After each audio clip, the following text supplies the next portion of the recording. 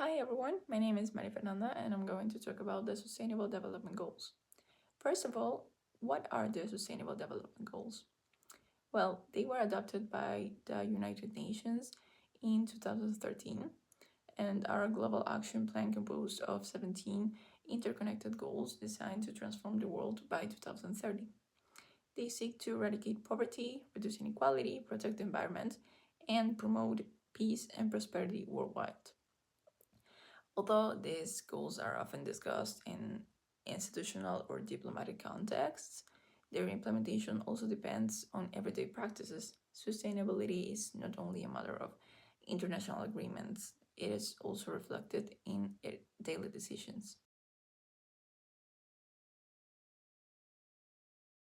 So for this goal, I chose the goal number 12, which is responsible consumption and production, where governments, big companies and corporations, other non-state actors, and individuals must contribute to changing unsustainable consumption patterns, including through the mobilization from all sources of financial and technical assistance to strengthen developing countries' scientific, technological, and innovative capacities to move towards more sustainable patterns of consumption and production.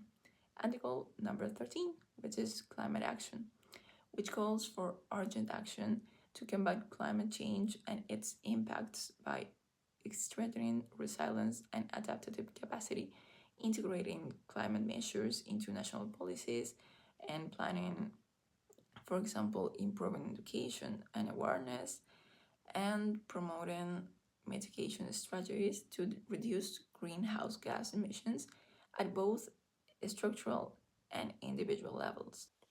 Together, these two goals are deeply interconnected. Unsustainable production and excessive consumption directly intensify climate change, while climate change itself disproportionately affects vulnerable populations and developing countries. Addressing one without the other would be incomplete. Responsible consumption must be accompanied by climate conscious decision making at all levels of society.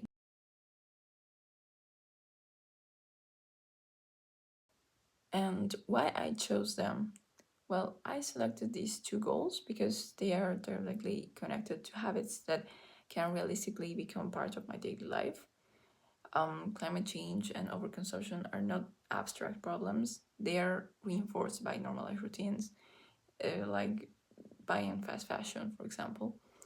And instead of approaching this as a temporary 5-day challenge, I focused on actions that I already tried to incorporate into my lifestyle. Unplugging electronic devices with no use, using reusable bottles, walking to nearby places, and bringing reusable bags when shopping at local markets. I think that sustainability should not feel like artificial or performative, but it should be integrated into ordinary behavior.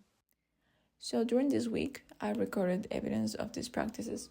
For example, unplugging electronic devices to reduce unnecessary energy consumption. So every night before going to sleep, I disconnected my laptop, my phone, because it is not necessary to leave them charging all night.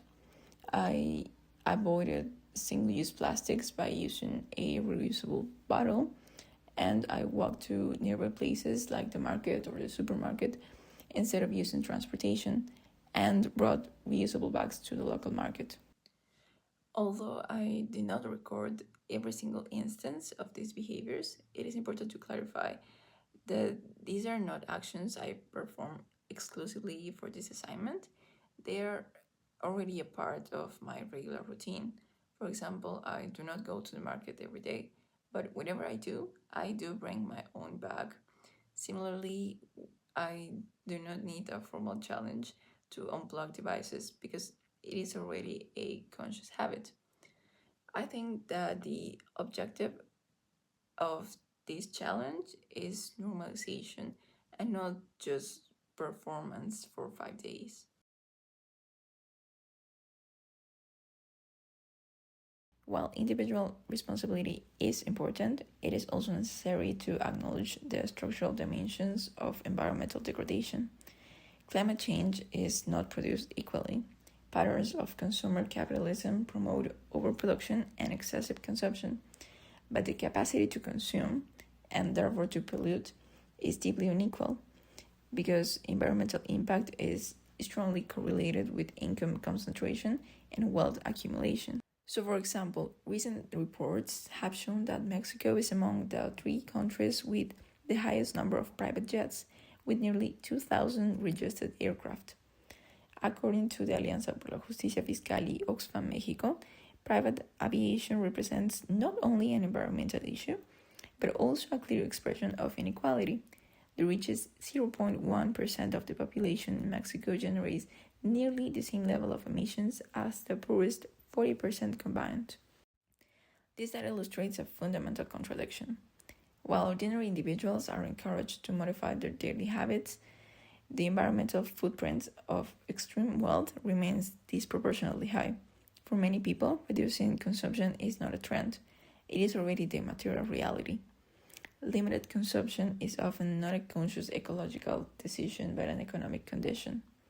In contrast, for privileged sectors, sustainability can appear as a voluntary project or temporary initiative rather than a structural necessity. It reveals that the conversation about changed habits cannot be separated from discussions about inequality, redistribution, and fiscal responsibility.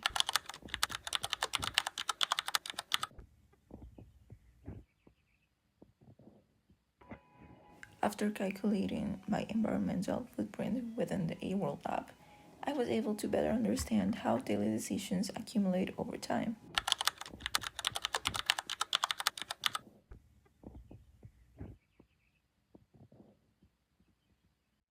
In conclusion, this experience reinforced the idea that sustainability cannot remain a short term academic exercise or a performative checklist of actions. If environmental responsibility only exists within the limits of an assignment, then it loses its transformative potential. In my view, sustainability requires both personal accountability and structural reform. It is unrealistic to place the entire burden of environmental protection on individuals, while large corporations and high income sectors continue to produce disproportionate levels of emissions. However, this structural reality does not invalidate individual responsibility. Rather, it makes conscious daily behavior even more politically meaningful. Choosing, for example, to unplug devices, reduce waste, or even avoiding unnecessary little consumptions may seem minor, but these actions actually represent a refusal to participate passively in automatic consumption cycles. They are small acts of resistance within a broader system. Sustainability, therefore, is not a trend, a challenge, or a temporary commitment.